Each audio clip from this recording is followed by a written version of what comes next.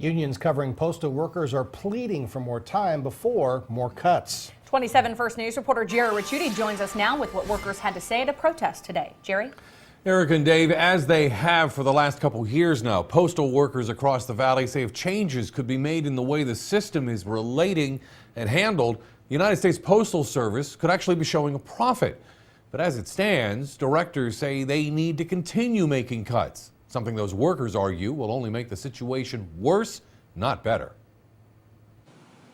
As the Postal Service continues to streamline operations and ultimately cut its costs by $20 billion a year, customers are about to see more changes.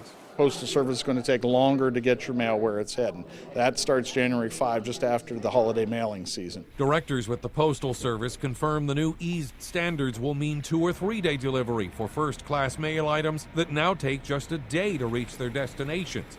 Then in July, 82 processing centers around the country, including Youngstown, will close, meaning about 150 fewer jobs locally. But union leaders worry the cuts will eventually work their way down to neighborhood carriers. Ultimately, what's happening is we're going to lose more business by the closing of the plant. It's something that doesn't have to take effect. Workers were using this event and others like it around the country to call for a 1-year moratorium on the downsizing, claiming the system made $1 billion last year after a string of losses.